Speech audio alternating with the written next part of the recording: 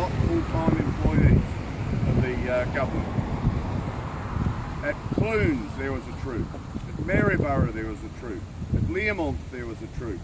At Castlemaine there was a troop. And you put all the troops together and you get a regiment.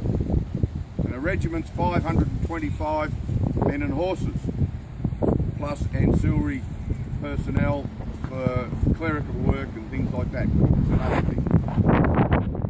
Concentrating on the fighting soldier, mounted on his horse.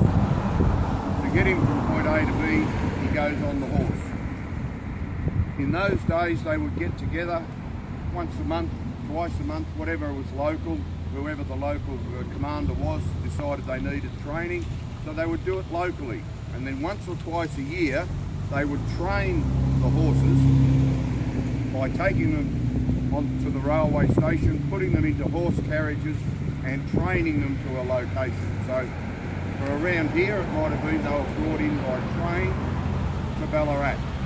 They all came together as one regiment. It was the 9th Light Horse Regiment in Ballarat and the 20th Light Horse Regiment, both based in Ballarat.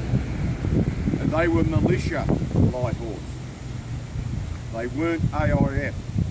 When the First World War came about, the declaration of war was made on the 4th of August by Britain, and we immediately followed.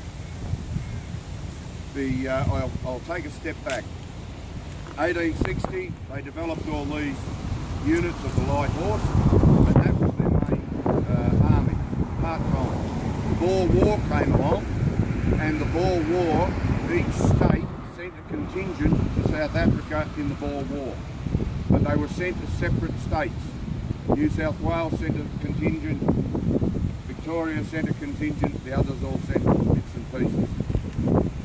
Now, 1901 occurs, the Boer War's still happening, the Boer War ends, and they came back to Australia as individual units from the states, but they became the Australian Horse.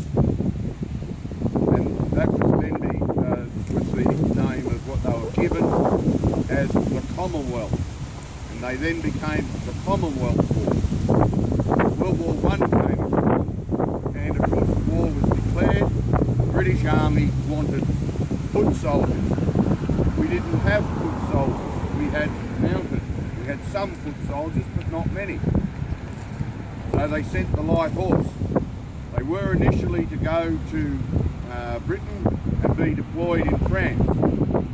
But Harry Chevelle, who was the commanding officer of the light horse, decided that they would embark at Egypt, he'd been to Salisbury Plains in England, where the conditions were not good for horses coming from the southern hemisphere to a British winter.